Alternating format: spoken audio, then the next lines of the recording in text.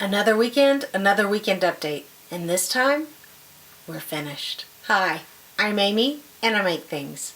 In today's video, I'm making my list shorter. I'm so excited. Hang around, let's see what happened.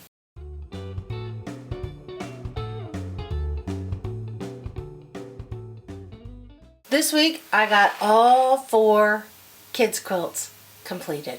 Quilted, bound, washed, ready to ship.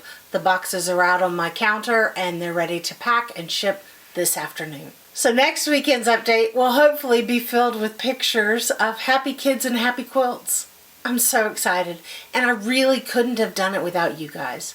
From the very beginning of the project and me putting out there the sticky feelings and how vulnerable I felt, your support and your outpouring of love for this project and for me, really, I felt it, and it was the motivation that I needed. And the reporting back, the accountability, was the motivation I needed to get these projects finished. Thank you so much. I have a quick turnaround quilt that I've also been working on this week, and I can't show it because that one is a secret. The top is ready to assemble, and then I'll quilt and bind it very quickly, get it washed, and it'll be ready to go. I have a video coming soon about my go-to quick turnaround quilts. Quilts that are very quick to make, but they don't look like they were super quick to make. So look for that in the next month or so. I applied binding to 4 quilts for our donation, our charity drive with the Austin Area Quilt Guild. I'll get those 4 quilts, the bindings hand stitched down as soon as my hand quilting project is complete. Speaking of the hand quilting project, guys, it's going to be down to the wire, but I'm almost certain. I'm certain I'm going to get it finished, and I'm going to enter it into QuiltCon. We'll see how it goes. I might end up with the QuiltCon rejects, but the challenge is to myself, not about the show. It's about getting it done and putting my name out there and my work out there, and that's exciting. In the community tab, I posted a poll on who wanted to see my hand quilting. It was an overwhelming yes, show us how you hand quilt. Guys, it's not fancy. It's not, well, I filmed a clip and there's a voiceover. I'll put it in here and you can see for yourself. Okay, so here's my quilt. No frame, no hoop, just loose and squishy in my hands and in my lap. Often I will safety pin baste, but this time I threw it on the long arm and stitched in between those blocks. So in all the seam lines, there's machine quilting. There's a close-up of my big stitch quilting. It's not fancy. It's not even. It's just made with 2 strands of embroidery floss. In a minute, you'll see my little kit. I choose all the floss at the beginning. I have my needles and my scissors and my silver thimble. A thimble is very important for me, otherwise I poke holes in my finger. And sometimes it's tough to pull those thicker threads through the quilt. This is just a DMC number 5 embroidery needle. It's what I had. There are big stitch quilting needles, which are very useful, and the difference is they have a straight shaft. They do not bulge at the head, even though the eye of the needle is bigger. They do not bump out, and so that makes it much easier to pull through all those layers. And you can use embroidery floss. You can use 12-weight cotton, pearl cotton, whatever, the finer pearl cotton. And here, all I'm doing is a running stitch. Super simple. In and out. I don't worry about it being super even. I leave all my knots visible on the top, on the surface of the quilt, because I like a folk art finish. If you don't like that, then don't do that. You can put your knots on the back of the quilt, or you can tie them very tiny and snap them under that top layer like traditional hand quilting. It's up to you. I like the knots. I like the texture. Mostly I like the whimsy of it. And here I go again, just in and out. I don't mark for this. Now for the center blocks, I am marking an X just with a hair marker kind of a rough guideline so that I can get an X across the block. But for this, I'm just gauging against the seam line. And here at the end, this is something different I do than most people. I don't tie a knot at the end. I just backstitch in place about 3 times, and then I bury my thread in between the layers of the quilt.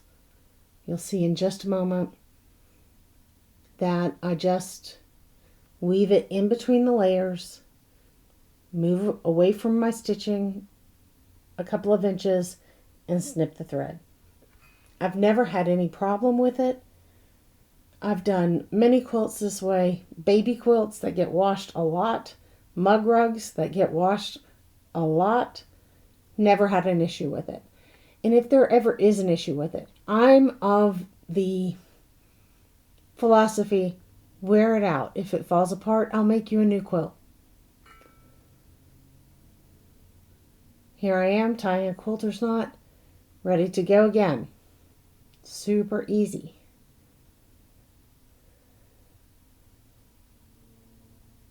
Now on this edge, you'll see in just a moment, I do move in away from the edge a little bit further than I would on another strip that was in the center of the block. That's because I know the binding's going to come up and over the edge, and I don't want to lose the hand stitching under the binding. So I move in a little further from the edge than I normally would. And the real thing is, guys, make the quilt you want to make. Make the stitches you want to make. Do not worry about them being perfect. There's no such thing as perfection. I don't worry about them being super even. When you get enough stitches in there, the overall effect is beautiful. And if people are looking at your quilt very closely and saying her stitches aren't even, well, I can't help those people. My stitches aren't intended to be even. And I'm okay with that. If you're not, then make even stitches. But this is what I do. It's super simple. It's super basic. And that's all there is to it. There I am finishing the knot again, finishing at the end. Sometimes I don't have enough thread to do 3 back stitches, so I only do 2. And then I just bury it between the layers, and I sort of wiggle it through the batting so it tangles up inside a little bit. See, it doesn't show on the back. And just trim it and move to the next one. It's that simple. You guys, let me know down in the comments, do you hand quilt? And if you do, how do you hand quilt? In a traditional manner, in a big stitch manner, in a hoop, in a frame?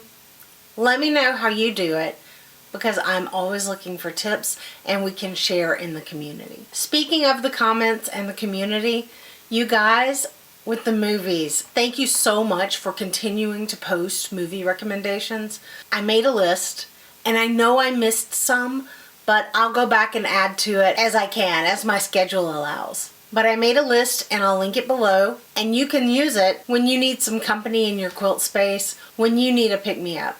It was so much fun to see what everybody recommended. There's quite a range, and I'm really excited to get through several of them. Also, speaking of the community, my interview with Stephen Bland posted this week on Tuesday the 10th. I'll leave that link down below. Thank you again, Stephen, for the community building with quilters in the YouTube space. It's tremendous, and I had a great time. Go check that out if you haven't already. And if you're here from Stephen's channel, thank you so much. This past Friday, I had the opportunity to hang out with Donna, Handmade by Ying with Donna, and several of her creator friends as they were hosting a quilt along for the Take Me to the Magic mouse quilt pattern. It's a great pattern, and we had a great time hanging out on the live stream and chatting about life and quilting. Check that out. Check out the replay. Also, check out the pattern link, and I will leave both of those below because it is a fantastic pattern. If you love Disney, if you love that special mouse, you will love this pattern. I get a lot of questions about how I process scraps. Here's some footage of how I sort and store scraps, but I get questions about how I process them. So Wednesday's video is going to be a quick rundown of how I dispatch scraps and how I process them and then use them. Look for that on Wednesday. It's short and sweet again this week, guys. I'm working on finishes, so there's not a lot of new content to talk about. And I can't talk about the one thing that is new, not yet. So thanks for bearing with me and for encouraging me as I get these deadlines met. I'm really, again, so grateful to you guys for all the you can do it and you've got this and we're with you. You guys, you don't know how much it means. I feel so supported and so loved. This week again, it's all hand quilting all the time, and my quick turnaround quilt. Have to get that together today and load it on the long arm. Next week we're traveling, so Sunday's video will look a little different, and there will be a video Wednesday about processing the scraps. And guys, I've got a new harebrained idea that I'm going to introduce in October 29th's Sunday update, so hang around for that. Be on the lookout for Amy's next crazy idea. I'll be posting on the community tab about any updates or any changes. Thank you for your understanding about today's update being a day late. Sometimes I lose control of the day, and this is how it goes. So that's it this week, guys. Short and sweet again. Please check out the links below to the pattern and the other videos. Thanks for watching, and you guys know the drill. Click all the little buttons, like, share, subscribe. I appreciate all your support. Please never forget that you make the world more beautiful just by being in it. I'm Amy, and I'll see you next time.